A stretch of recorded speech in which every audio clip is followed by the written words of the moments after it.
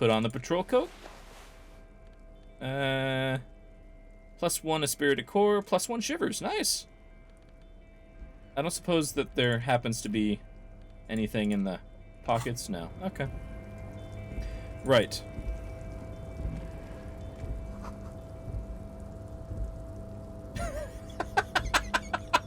Thank you, Daragas. That's a beautiful quote. Oh, shit.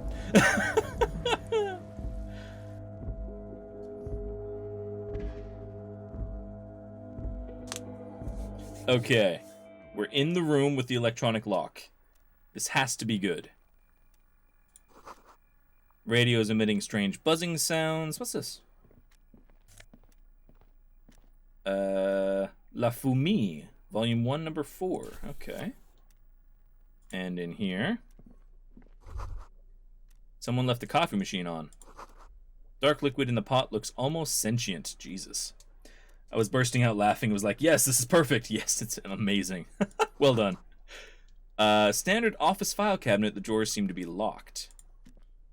On second glance, someone has forgotten to properly close one of the drawers. Excellent. It's unfortunate for the Union to just leave their paperwork lying around like this. Yes, very unfortunate. Brain, tell me more. Let's see what's inside, he thinks. Open the drawer. The drawer opens smoothly. Inside is a well-organized selection of brown folders. Browse them. Hundreds of documents containing logistical data. 2 kinds of transactions stand out. Materials coming into Revachol from the outside world, from Muindi, Grad, and even Ilmara. Okay, and the same materials being handed over to companies inside Revachol. Kuron, Coal City, La Delta, and Jamrock are listed among the many districts where the imports are being sold. Okay, anything interesting? It's hard to make sense of this thicket of company names, dates, quantities, and percentages. You try to focus, but the lines are getting blurry. Okay, 72% chance. Let's give it a shot. Whatever's hidden here is hidden well. Concentration isn't enough. Only a trained accountant with a background in logistics would be able to really make sense of it. However, there is a little handwritten note stuck on the side of the drawer. Okay, check out the note. It appears to be a to-do list written in large, uneven capital letters. Guessing this is from the meathead on the dam. Remember, Leo, Everard's shoes, special whirling borscht, water Everard's plants, sweep office floor, more banners. Special whirling borscht. Okay. All items on the list have been crossed out, and the note itself is crumpled. Interesting. So, look, Kim, a to-do list with a to-do note with a list of errands for Evart. Everard Clare, probably. The head of the Debarders Union. One of his aides must have left it. Nothing incriminating here. Brain? The special borscht seems a bit odd in the list. Yes, it does. What is so special about this borscht? Code for drugs, booze, blood. Electrochemistry is always down for a party. Right. Take another look at the note. Remember, Leo, Everard's shoes. All items on the list have been crossed. Close the drawer. Slides shut. There we go. What's this? Another postcard. Are the postcards significant, or are they just things to sell?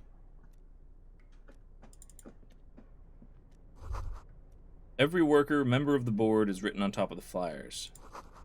The bottom, the union logo, and demand democracy. Okay. What's this? Oh, that's a phone. Don't pick up the phone yet. First search things, then pick up the phone. Oh, it's for selling? Okay. Ooh, shades. +1 to visual calculus. Nice. And magnesium. Good. I'm not dead yet, so that's nice. Okay, pick up the phone. An imposing combination of a punch clock and a payphone is looking down at you from the wall. A note on the side says, "Tokens unavailable due to strike. Use change." Okay. So I can insert 10 cents.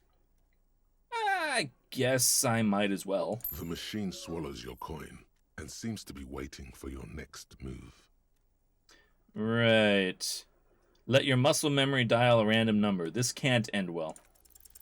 It's unclear whether you actually have muscle memory. Right now, your finger is just drawing vaguely occult patterns in the air. I mean, I didn't do well. That's fine. Useful patterns? Undoubtedly, no. Okay, fair enough. Why not? Muscle memory is a tricky thing. Okay, fair enough. That got me... Why can I interact with you? The front of this quarterly journal features a large satirical portrait of the late King Friesel. From the sides of his head, a pair of white antlers spread to the corners of the cover. Okay, why antlers? Because white antlers are one of the symbols of communism. They represent a society in accord with the natural world and, at the same time, above it. Why Friesel? Because Friesel was incompetent, foolish, and cruel. In short, the embodiment of everything the communards wished to overthrow. It's satire, you see. Thank you, brain. Flip through the pages, see what catches your eye. To your disappointment, there aren't any full-color pictures to direct your attention. Just column after column of closely set text, interrupted occasionally by little doodles in black and white. Continue. After rifling the pages with your thumb several times, you return to the table of contents. Continue. The magazine is divided into several sections. International development, Kunst und Kultur, and local concerns. Just inside the cover, there's also an editor's note. Okay, read the editor's note. Comrade, as you know, this journal takes its name from Mazov's immortal expression, Du cristal à la fumée. This was his way of describing the way the rigid, crystalline structures of capitalist ideology turn to smoke under communism. Okay. But, like the structures of capitalist ideology, we too are at risk of going à la fumée, unlike many publications which are content to spoon-feed their readers reassuring drivel. La Fumée is committed to telling the radical truth, even when that truth may drive away potential subscribers. Fascinating. I love the word incompetent. Use it often when doing warranty claims that are directly the fault of the original installing tech. Yeah. Brain, tell me things. Only 4 issues in, and it sounds like they're already alienating their readership. So please, if you value our radical Mazovian perspective on contemporary politics, culture, and international affairs, please consider subscribing today. Yours in struggle, the editors. I have to whisper to Kim, I think this is a communist magazine. What do you expect? It was laying around the office of the Debarders Union. They're probably bankrolling the thing. Fair. You flip back to the front of the magazine. The table of contents unfolds before you. I mean, there has to be something in here, right? Let's see local concerns. Unsurprisingly, much of this section is taken up with articles declaring unqualified support for the dock workers' strike. Solid. You skim the headlines. Paint the harbor red and white. Martinez tames the wild pines. A city in revolt. First we take Martinez, then we take La Delta. Finally, there's a brief article by the writer, G. Martin, accusing the owner of the Capeside apartments of illegally attempting to evict certain communist tenants simply for not having paid their rent. Right. Should have killed a lot of them when we had the chance. If it weren't for the wild pines, all those moochers would be out of a job. Charging rent just to live somewhere is pretty outrageous. Wouldn't it be better for everyone if labor and capital could reach some reasonable accommodation? Why should I care? This doesn't have anything to do with me. I'm guessing this is just flavor, but, Hi. What are you doing? Come here. There you go. Clotho wanted to come say hi. I mean, reasonable accommodation would be nice. According to these editorials, there can be no accommodation with the forces of international capital or their mucilaginous allies in the coalition. Right. Brain. Why do communists love puerile insults? Hi. And they wonder why they're always being left out in the cold. It's a rare Clotho appearance. You can't tell because she's, a giant black cat like Kronos, but she has a white spot on her throat, which makes her different. There you go, Borenson. That's the one. Oh, it's okay. You just want cuddles? Is that what you want? Did you just want cuddles? You can't purr, but you're making cute noises anyway. Yeah. Whereas the exact same expression when being pet. Yeah. Well, they are litter mates, so they're literally brother and sister.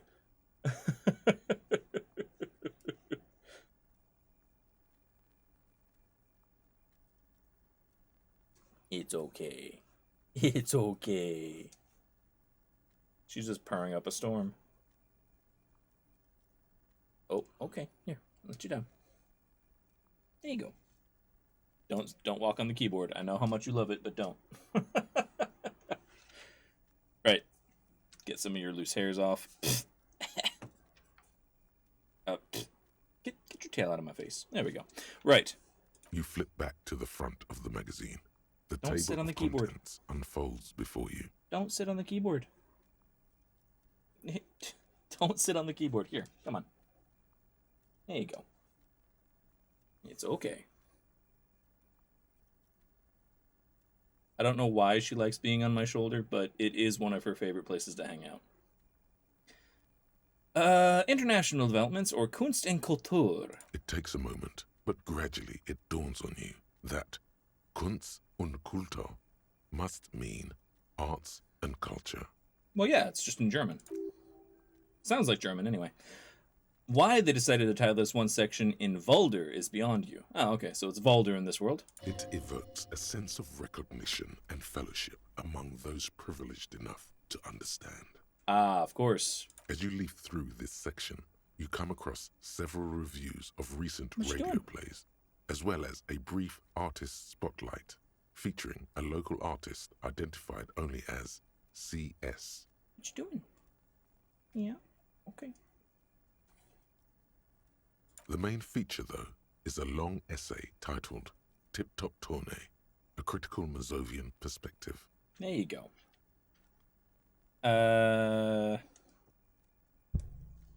Profile of CS? This so-called artist spotlight is really just a brief Q&A, made all the briefer by the subject's evident hostility to her interviewer.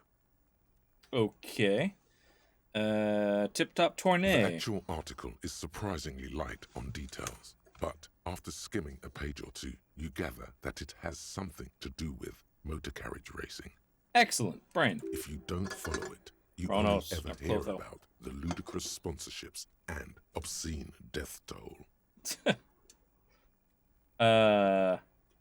Alright, what do the communists have to say? You think you're settling in for a relaxing recap of the most recent season, maybe Why? sprinkled with some nice anecdotes about a few of the more colourful drivers.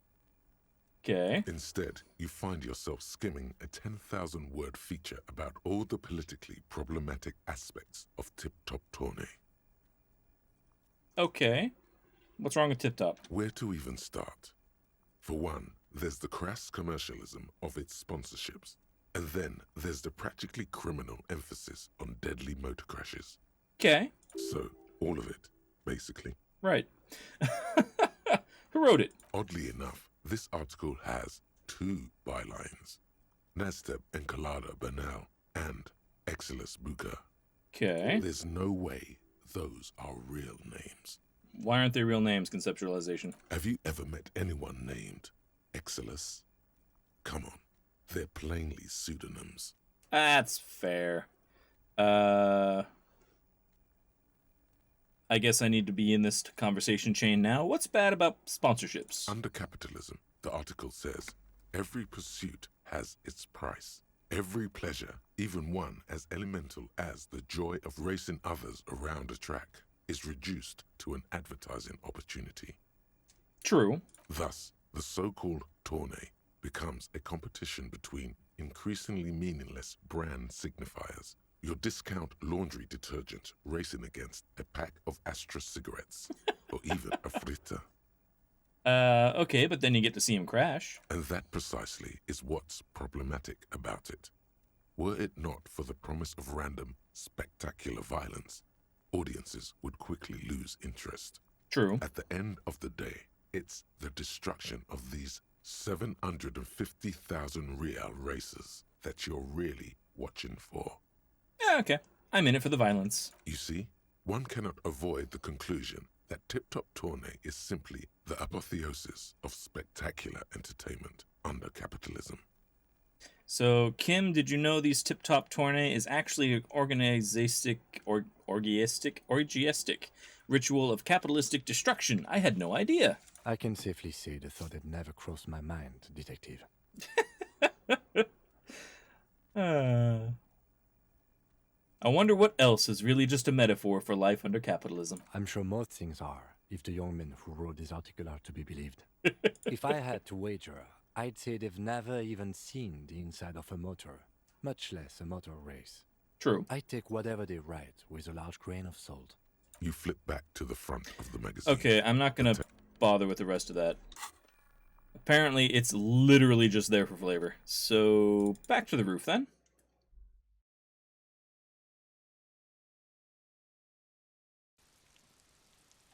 Okay.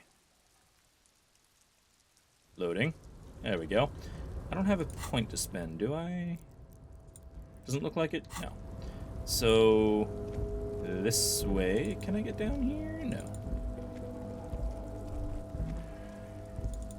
Okay, there's things over here. 3 packs worth of cigarette butts, numerous empty bottles of Commodore Red, and potent Pilsner. Okay. Snow is quietly covering the numerous wine bottles and cigarette butts on the ground. Someone partied really, really hard here. Did I do this? Well, yes, I think we can say with relative confidence that it was you. Interesting. Must have been on an advanced scouting mission in the harbor? Possibly? Yes, this looks pretty advanced, all right. For now, let's just move on. I was being kind to myself, damn it. Right, what's in here? This is the night watchman's booth. The name on the door reads, René Arnaud. Okay. You need to rest. Your body is aching. Getting in here has taken something out of you. Have a seat. I'm gonna search the booth. I'm not gonna have a seat. If you must. But please hurry. We are pretty easy to spot up here. Nothing incriminating catches your eye. The cabinets are clean and their sparse contents meticulously organized. There's a framed photograph on the table. Take the picture. It's a black and white photo of a young couple out in a street fair. The man is young, dark-skinned, and dressed in a Royal Carabinieri uniform. The girl is smiling playfully at the camera. Okay. Brain, tell me. The young man looks happy as well. He's about to smile. Right after this moment, frozen in time. You're sure of that. Thank you, empathy. Why did you take that?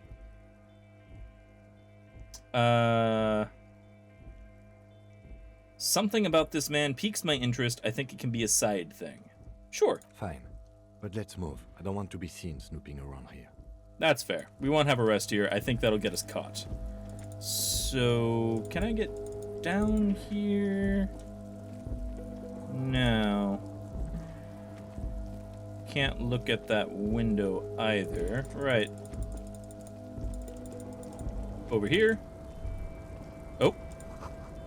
All around you, great machines in quiescence. Quiescence. Not sure exactly how to pronounce that. What's this? White pine trees are printed onto the screen covering. It looks like a forest under snow. Okay. What's this? A rusting control panel with several knobs. 2 buttons marked Marche and Arrête are faded with use. It seems to control the large crane above. A container is attached to its hook block. Okay. Allumer on, éteindre off. Okay. Turn it on. With a loud grind, the crane shifts overhead, moving a massive metal container through the air. Don't know if that was good or bad.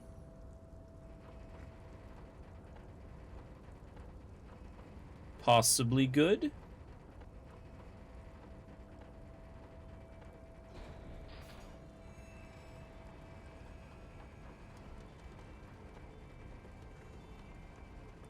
I'm gonna say good. And with a surprisingly quiet thunk, the crane places the container down. Excellent. Brain, tell me more. This crane was built with a purpose, which has now been fulfilled. To move this container. Okay, what's inside the container? Who can say? All you know is, it's special. Good, I like a special container. I can't see how that was worth the wreckers, except for seeing the crane in action, which I admit was satisfying. Okay, leave. What's this?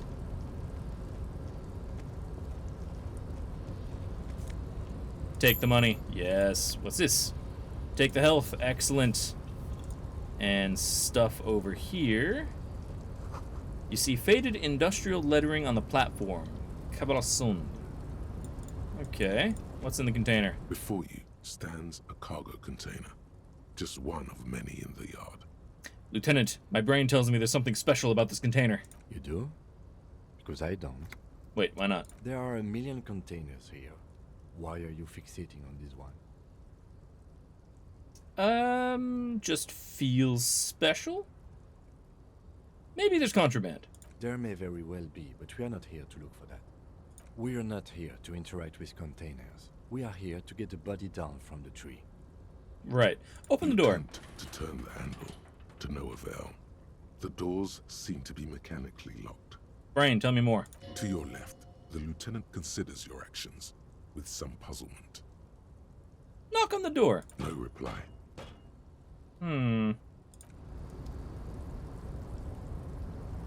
If I equip this, then can I open the door? Before you attempt to turn the handle. To your left, the lieutenant considers...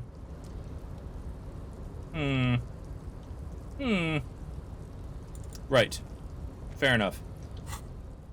Put that back then.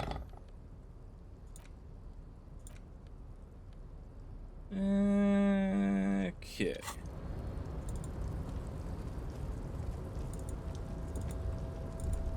Nope. Shipyard ahead is oddly quiet. The great machines are sleeping. Okay. Extra cash. Always take the extra cash. What's this? There is... Speaker tower is silent. There's no work to organize below. What's this? All sorts of goodies in here. The musk of oil and rust comes from the chasm in front of you. It smells like blood.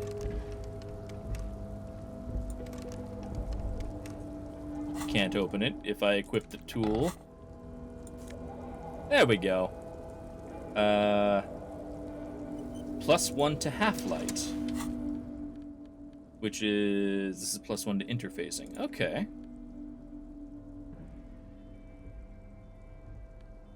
Hold on, is interfacing better? Interfacing is machines, locks, and pockets. Okay. Right, some more money over here. Excellent. Industrial-sized thermos. Even more money. And a giant tarp. Oh. That was a transition zone. I didn't know that was a transition zone. Important news, my neighbor's cat is being a cute snoozeball in the garden. Aww, that's adorable. Pet the kitty. Let's go back out here and talk to whoever the hell that was.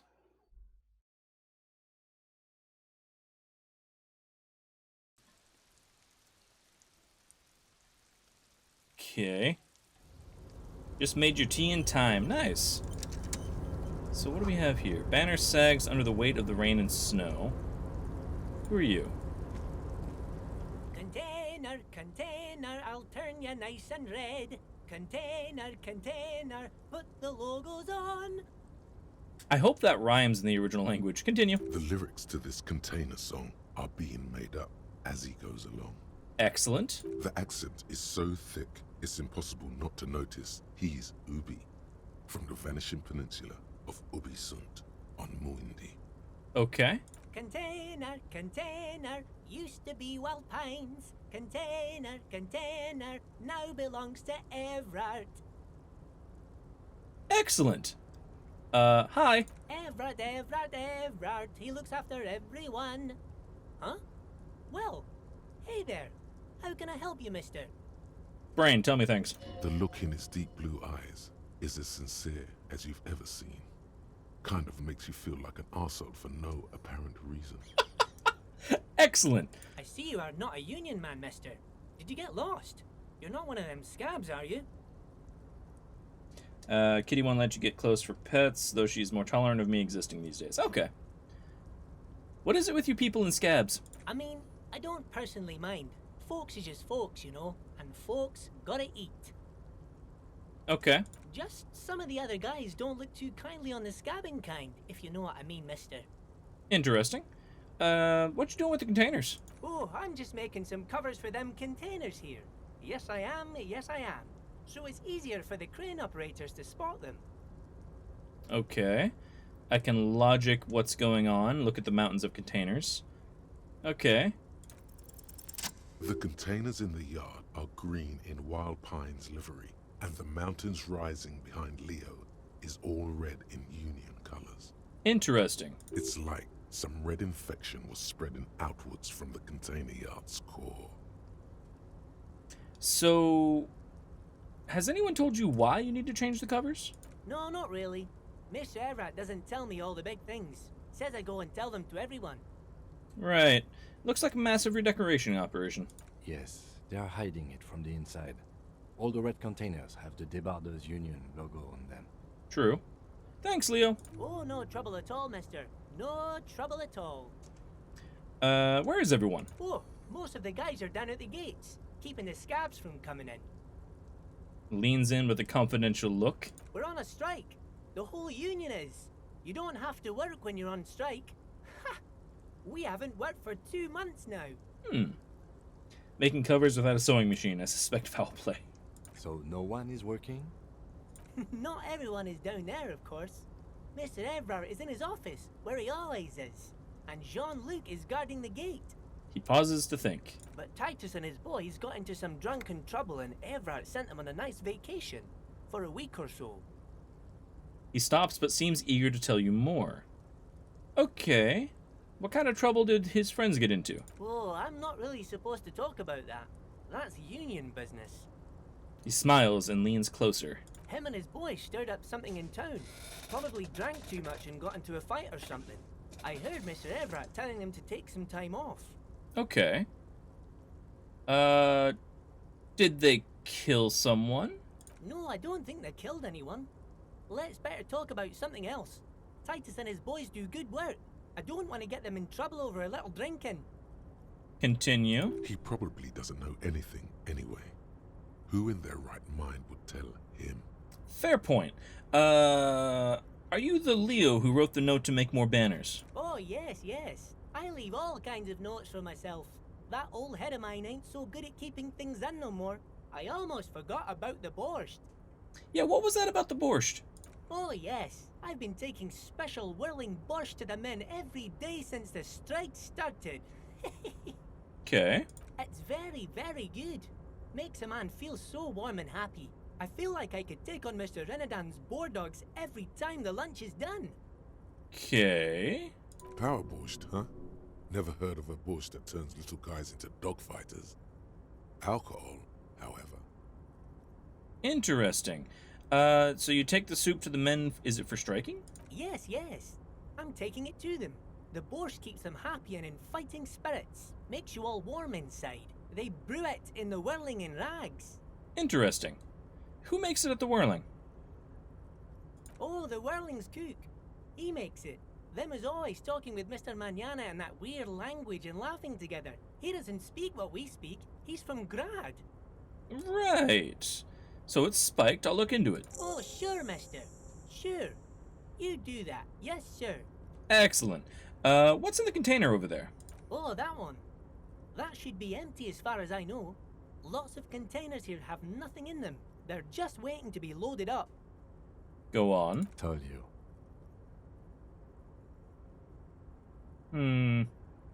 I still want to open it. Do you work here? Yes, yes. Everybody needs a job, and this is mine. I'm Leonard, by the way. Leonard Bellick. But everyone calls me Leo. Excellent. I'm like Mr. Everett's right-hand man when Mr. Edgar is out of town, and Mr. Edgar's right-hand man when Mr. Everett is away. Fantastic. Actually, Miss Beaufort is the right-hand man, but she's a lady. Thank you, Leo. Good talk. Who is this, Miss Beaufort? A real pretty lady with a skin like those douce sucre candy bars my missus likes so much. Them are real nice to suckle on once the dinner is done and me and the missus sit down beside the radio. Thank you, Leo. But I can't listen to the radio all the time. There's so much to do around here and I'm always busy keeping things running here. Yes, I am. Yes, I am. Right, Brain. Stay on this Miss Beaufort topic. So, who is this Miss Beaufort? Oh, Lizzie. She is a real sharp tool. Mr. Everett put her through some fancy school and everything, east of the river. 4 years she was gone, and when she came back, she was all fancy and lawyerly. Brain. He respects that word. That's obvious. Excellent. But she's a real nice girl. Grew up in this here neighborhood. Knows everybody and gets along with everyone. Real pillar of the community one day, I'm sure. Okay. For a fraction of a second, there's sadness in his eyes. Why? If Mrs. and me was to have a child, I'd be real happy if she turned out like her. But she can't have kids. Aw. Dr. Lemaitre said so. And she knows about such things. Been a doctor for almost 50 years, she has. He sighs and falls silent, watching you meekly with his blue eyes. So Everett trained a lawyer named Miss Beaufort. Interesting. Okay. Looks like you're doing a great job, Leo. Yes, this place really seems to run like clockwork. Keep it up, Leo. It got me an achievement. Goodest of the good cops. Okay. Well, thanks a lot. Coming from you, it means a lot, really.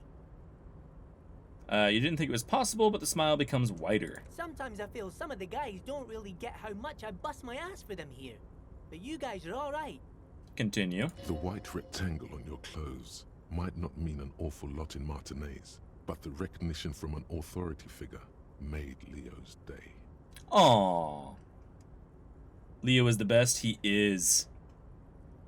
I'm looking for the leader of the dock workers union. Also, is there a way into the box that I let down, or am I just kind of barking up a tree there? Oh, you want Mr. Everett then? He's an awfully nice fellow, he is. Him and his brother are both nice fellows. They've lived their entire lives in this here neighborhood. He coughs, then continues immediately. Guys like Mr. Everett and Mr. Edgar, his brother, are real good guys. Made Martinaise what it is today. Mr. Everett and Mr. Edgar and I went to the same school we did when we were boys. Easy now, Leo. I just want to know where I can find him. Oh, Mr. Everett is where he always is. In his office, of course. Okay. Let's ask him. You're Ubi, right? Oh, yes. Born and raised in Irish, mister. Mum had to leave my dad after he got a bit violent. Took us here to the new world. I was about 10 then. Too old to lose my accent then. Sure. People say us Ubis are up to all sorts of trouble with sheep and other animals and whatnot. I Right. just want you to know there was never any of that where I come from. No, sir. Those are just nasty rumors. Excellent. Thank you, Leo. Thank you for clarifying that, sir. Right, well, I'm off. Bye-bye now. And he returns to work. Okay. Maybe if I equip the bolt cutters instead of... No, wrong hand. Sure. Because I want to see if I can get in that container. Container. Ah, container. You're back before the cargo container.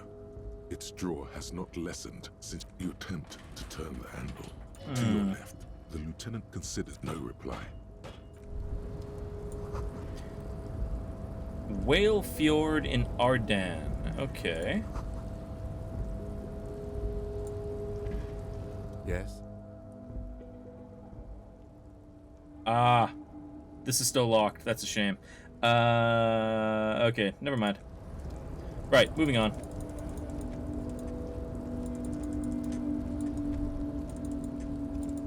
It's probably best not to walk around with a crowbar in my hand.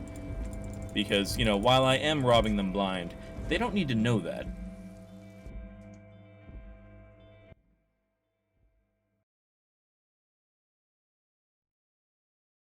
Loading.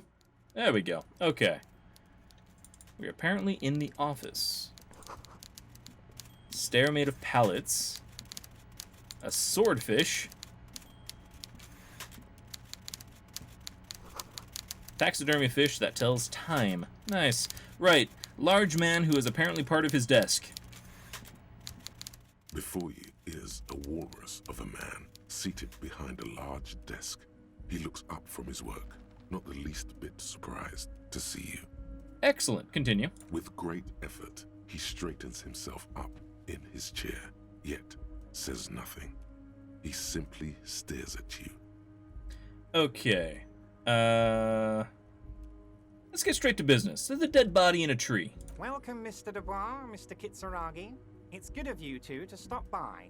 Please, have a seat. Apparently my name is Dubois. Okay, continue. I'm Everard Clare, head of the Debarders Union here in Martinez. The man relaxes into his chair and continues. I'd offer you my hand, but unfortunately my health prevents me from getting up. You understand? Nope. He looks extremely comfortable. The tiny folding chair, on the other hand, looks like a torture device. Gotcha. You go ahead, detective. He nods at you and then the chair. Brain. Whatever he has in store for you, it can't be good, he thinks.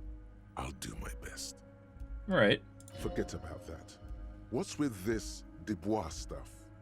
You're getting some seriously bad vibes from that name. Why are you calling me Dubois? Please, Mr. Dubois, let us converse in a civilized manner, as equals. Take a seat. I insist. Okay. It's nothing. Yes, that's probably right. It's nothing. Forget about it. Filter it out. Inland Empire is determined not to let me learn my past. Right, take a seat. Excellent, Mr. Dubois. I can see that you're a reasonable man, and reasonable men can be of great use to one another.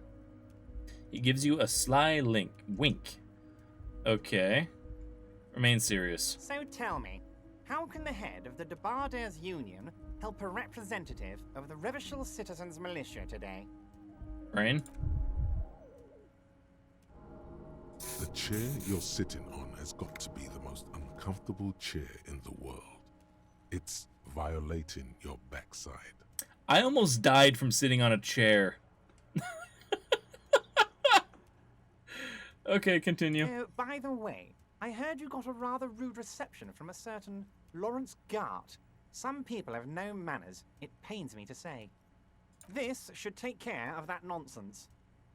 He points to a giant novelty check on his desk. It's absolutely comically huge. It should be sufficient to cover your expenses for a few days and patch over your differences with a cafeteria manager. Go ahead, take it. Brain? Hey, that's 25 real. That's good money. Think of all the stuff you could.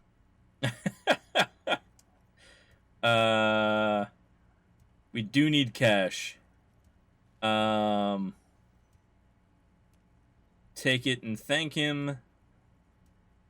Ask, wait, do you know Gart? Yes, I know Lawrence. He's a real character. No union man in him. A real piece of work, that boy is. Okay, Brain. With a grin, he points to the checker game. It's like you're on a game show. At least don't thank him for it. Okay. So I can be very, very rude, or I can tell him to keep it. I'll take it because I need the cash. Don't say anything. Is there anything you'd like to say to me? Or... Brain? No. No. Cool? I wouldn't go that far. I'm sure there are cooler things than delivering a comically oversized novelty check to a cafeteria manager. But, sure, if that's what's cool nowadays. I mean, everybody likes novelty checks. Anyway. Now, I'd like to set your mind at ease about one other matter. Your lost gun. Let me assure you, Union people are on it as we speak. I've got my best hounds looking for that lost gun. Why does he know my gun's lost? His slug-like lips move, but all you hear is an echo. Lost gun, lost gun, lost gun. Brain? The world is swallowed by a black hole of fear. Only 2 words escape its gravitational pull. Lost and gun. Right, but you knew that the gun was lost already. Brain? When he said, don't worry, he actually meant, be very worried. Right. How do you know about my lost gun? I know everything, Harry. Right now, I know that you're worried. Don't be worried. Everything's going to be all right. I don't like this guy. It's not like you left it loaded. You didn't lose a loaded gun. Local children aren't out there playing with it right now, pointing it into their own mouths. It's in a safe place. I just know it. I have a feeling everything's going to be all right. Right. My composure is not going to go well. Kim? Officer, we will deal with this later. We don't need Mr. Clare's help with this. I wouldn't be so sure about that. Okay. Took the check, but I didn't say thanks, and the chair is killing me, so this is a very low chance. No way in hell. What's my composure at currently? It's at 2. I mean, it's not terrible. It's not good. It's not terrible. Right. Go. God, you're sweating. Your knee is jerking. You're about to cry, aren't you? You're about to cry because you lost your gun and those children are going to shoot themselves with it. Excellent. No, I'm not about to cry. Mr. Dubois, you don't look so good. I never look so good. What is this, Mr. Dubois? He keeps repeating. What is he trying to pull here? You need to cool the fuck down. Chill. You're absolutely right, composure. Mr. Dubois! Mr. Dubois! Harry! The large man snaps his finger, but to no effect. You're in some stupor. There's no... Let's see. Keep sliding down the chair like a jello shot, or there are no Harrys. Let your mind go to a safe place. Keep sliding down the chair. Mr. Dubois, are you okay? Can I get you a glass of water or something? Are you having some kind of medical emergency? Continue. Maybe you could use your hands somehow, in a kind of throw-in motion, like you're throwing that Mr. Dubois act right back at him. He's Mr. Dubois. Okay. So I can say, nah, I'm as good as it gets, Mr. Dubois, and to call him that. I could say, oh yeah, man, I'm fucking great, and keep sliding. Actually, this chair is uncomfortable. I could use a glass of water and sit upright, or I'm melting. Yeah, man, I'm fucking great. Keep sliding. Don't be dramatic. I can see your condition isn't terminal. Right? What an odd demonstration of... you got me, Harry. I don't even know what. As entertaining as it was, I'm afraid we're wasting our time. And I'm an extremely busy man, as I'm sure you are too. True. Okay, enough. We are here to ask you some questions pertaining to a murder investigation. I was having fun, damn it, Kim. It is about time to stop embarrassing yourself. Questions will help you regain some of your lost dignity. Right. Tell me about the container. My dear Harry, there are literally millions of containers in this harbor. I couldn't possibly remember what's in all of them. It was attached to the Kevasund crane. Harry, you smooth-talking son of a bitch. Time is a precious resource, and I don't have enough of it to count containers with you. Literally millions. Brain. Smooth talking. Maybe that's the way to go about opening the container. You should at least try convincing it. My brain wants me to convince the container to open. That's amazing. We're trying it. Right. Could you help me get a dead body down from a tree? You might have noticed there's one hanging on a tree behind the hostel cafeteria. Oh my. Don't take this question personally, but why would I get involved in this matter? Okay. Mr. Clare, the man was hanged with a cargo belt, a steel-reinforced cargo belt. It's safe to assume the Union had something to do with the murder. True. Besides, getting the body down would benefit all of us. It's a stain on the neighborhood. Also, I studied the footprints in the crime scene. Worker boots. I can certainly see how having him up there might start affecting some real estate values. He licks his fat lips and smiles. But of course, all joking aside, I am going to help you. Good, because I had nothing else lined up to get it down. He picks up the handset of a radiophone to his right, and then clicks a button. Jean-Luc, my boy, I'm sending 2 police officers down. They have a dead body in a tree problem they need help with. Namely, they need it to be taken down. Okay. And Jean, please take it easy with the race signs. That's a yes to getting the body down, no to the race signs. He hangs up and turns back. You can find Jean-Luc down at the gates. He's the big impressive one. You know, tattoos, muscles, ethnic looking. Can't miss him. Great guy. Excellent. You keep calling me Mr. Dubois. Of course. Let us dispatch with the formalities. You call me Everard, I call you Harry. Brain. That's what the hanged corpse called you. Harry. Yeah, it's true, actually. That really is my name. My God, so it's true. I didn't want to believe it, but you are a fantastic science fiction amnesiac cop, aren't you? What are the odds of that? He shrugs with an amazed expression. I think the odds of that are very low. Quiet, Kim. It might be a good idea to hide your confusion. I mean, see what his game is first. My memory's fine. I'm just testing you. So good to hear that, Harry. Apparently my sources were wrong. However, if you did have a spot of memory trouble, I could help you out with my big fat folder. Brain. Words flow like a river of honey from his lips. True. I guess word has already reached him. No matter. No harm done. Okay. Are you trying to tell me you've gotten hold of some of our documents? The lieutenant inspects Everard over his spectacles. Mr. Kitsuragi, would you mind? Me and Harry are talking about his lost identity right now.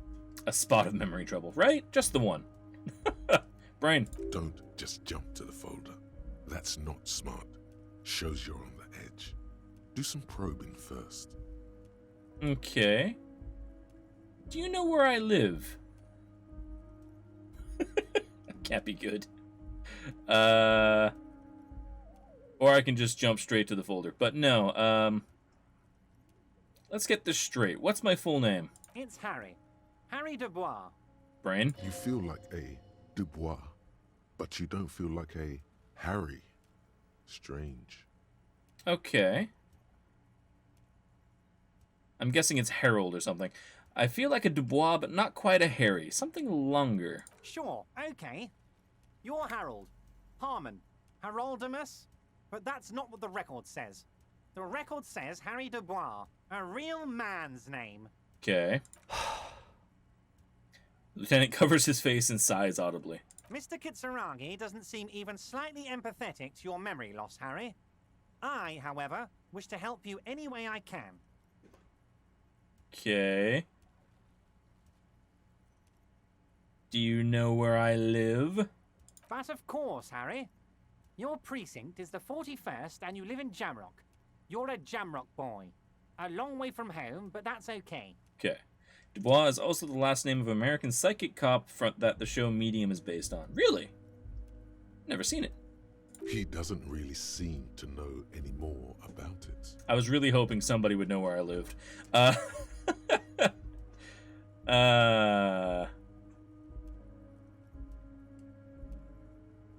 Alison Dubois? Okay. So... what kind of cop does it say I am? Well, Harry, If I were to sum you up in one word, it would be apologetic. I'm not apologetic. Well, you sure come off as very confident in all our interactions, Harry. You're a real man's man. Where did you get the folder? Ah, this? My friends in your organization gave it to me, Harry. Nice. This translates into, haha, you guys are so corrupt. Thank you, Rhetoric. I find that very suspicious. May I have a look? I'm afraid this is meant for Union eyes only, Mr. Kitsuragi. I'm sure you understand. Please continue, Harry. Okay, so Kim suspects something, so I have an even higher chance. Do you know anything about my family? Family? Harry, you're not a family man. There's not one peep of family in here. Unless you think you're a family man. Do you strike yourself as a family man, Harry? Possibly. Well, yes. I'm sure you're going to make one little boy or a girl very happy and proud one day, Harry. Sure. Okay, 83% chance. Let's try it. As you look at the folder, Everard covers it with his hand and pets it. He's hiding it from you because it's not a real RCM folder. It's just another one of those brown folders you saw in the file cabinet. That is not an RCM folder. Okay, Harry, you got me. This is from the Census Bureau, not the RCM. Those Census Bureau people are absolutely corrupt. You should do something about them. The Census Bureau leaked information. Beautiful. He got the name from the Census Bureau, and everything else from your actions here in Martinez. True. Yes, Mr. Kitsuragi from the Census Bureau. Like I said, now I'm actually a very busy man. So is there anything else I can do for you, Harry? Brain? That means he doesn't really know anything about you. Brain again? A pity. The mystery of you will have to remain a mystery for the time being. Fair. So the Census Bureau says my name is Harry Dubois. Yes, that's what I said. Try to keep up, okay? Let's Okay. move on. Let's talk about that gun. Yes, your lost gun. My best men are on it. They're turning every stone, searching every playground, asking kids, grandmas, everyone. He doesn't know shit. Your gun will be found, Harry. Let me assure you of that. It's just a matter of time and effort. Brain? The only way to find it seems to be working with him. He might even be holding your gun hostage. Probably.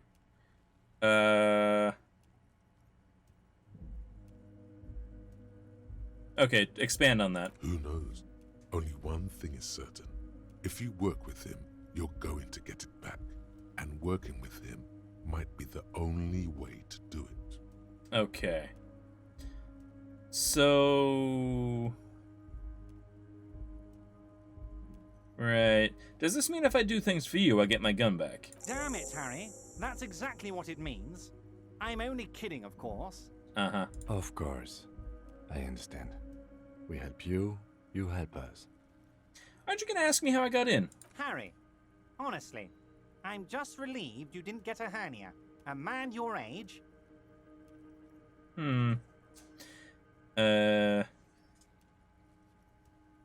I too am surprised by the resilience and athleticism of this tool I've been provided with. My body's gonna break down any moment now, probably push it to the limit. If I tap my chest, am I gonna kill myself? I might. Yes, Harry. You are obviously in peak physical condition, and I salute both your initiative and your physical prowess. Very impressive, Harry. Very impressive. Right? Anyway, I assure you, I am a very well-informed man. Information reaches me before I even get the chance to request it. Okay. Tell me about the hanging. Oh, of course. That's your main thing here. That's why you're in Martinez.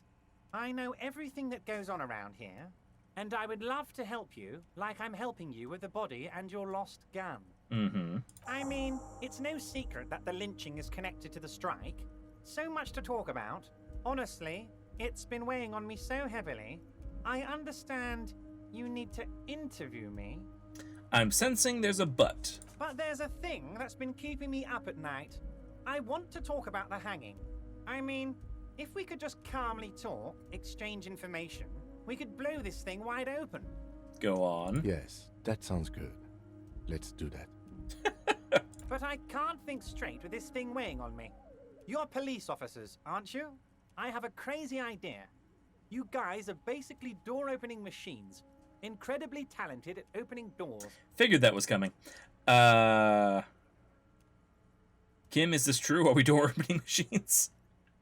I've opened a few doors. And I'm sure you're going to open this one with flying colors, Harry. This really is very simple, and there's nothing shady about it. Liar. An excellent opportunity presents itself, sire. You could win the trust of the arch-liar, pretend to play into his hand. Then, should you wish, bend his efforts towards your own. Okay. Why don't you open it yourself? Harry, I'm a very busy man, and more importantly, I don't have that extraordinary physique you do. You look like you could run around all day. I look like I'm half dead. You want to send someone a message that the police are working for you. I repeat, I'm a very, very busy man, Mr. Kitsuragi, and therefore I must occasionally enlist outside help. So what will it be, Harry? It's one of those things when someone has to specify that there's nothing shady about it. Exactly, methinks they doth protest too much. Whose door is it? Oh, no one's. It's just a weasel. A weasel lives there. Nothing for you to worry about. What do you mean, weasel? A loud blabbering weasel. When weasels feel no one is watching, they start acting foolishly. Right. Just go there, unlock the door, and leave it open. It's been such a burden on me, Harry. I just want this to be over so I can discuss business with you. Okay. I'm guessing I have to accept this task. But I'm betting you don't even know anything about the hanging. Harry, my dear friend, I am what people call a local bigwig. I know everything that goes on in Martinez.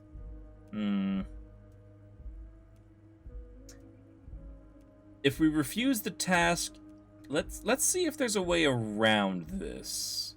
So we'll refuse the task for now. Of course, Harry, I understand.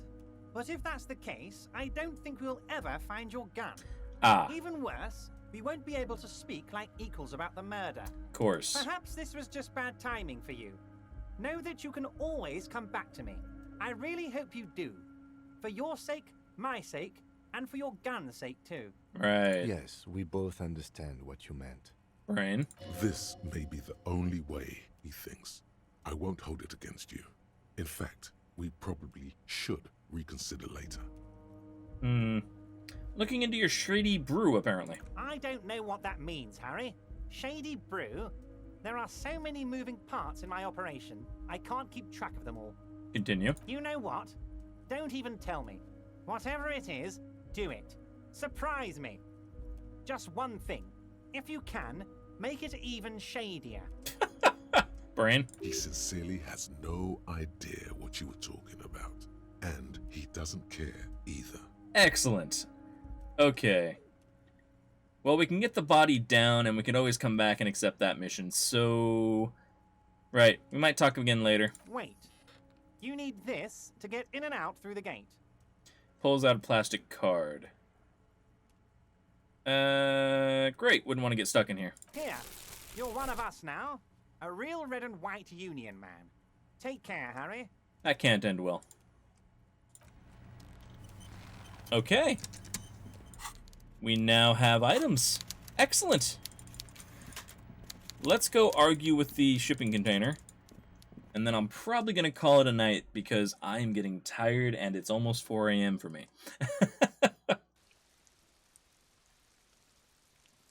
Oh. Loading. Loading. There it is. Right. Shipping container. Apparently I can argue with you. You're back before the cargo container. Its draw has not lessened since you were last here. If anything, it seems to have grown slightly. I need to increase my rhetoric. Is anything diminishing it? Rhetoric. Rhetoric, 4. Yeah, nothing's diminishing it, nothing's increasing it. Okay. Can I increase it?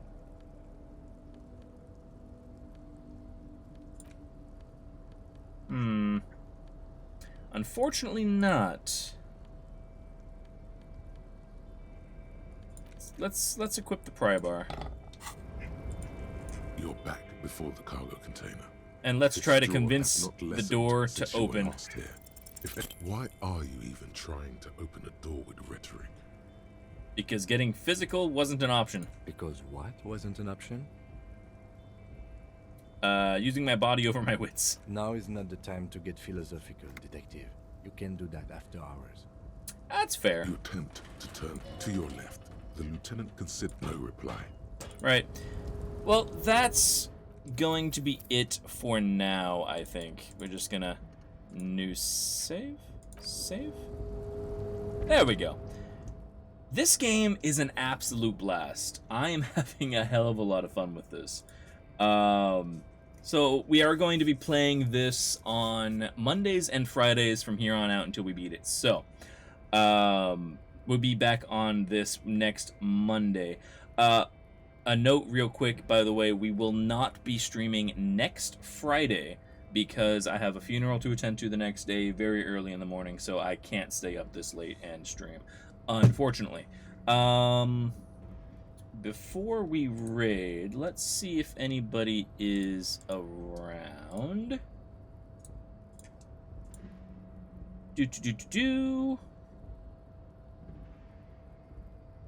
Okay, some folks around. I appreciate that, Daragaz. Yeah, Bornson, appreciate you being here. Let's raid Bronto Marie. She's hilarious. Great person. Her and her partner, great supporters of the channel as well. So I will start that going. Thank you guys very much for being here. I really appreciate it. Looking forward to playing this some more because this game has an amazing sense of humor and I kind of love it. Hopefully you guys join me for that on Monday. I'll see about doing a stream Thursday night next week. It kind of depends on how shit falls. So, if you haven't followed the channel, I'd appreciate it if you did. Helps me out immensely. And I will see you guys next time. I've been LeftToeDjinn. Have a good night. Bye-bye.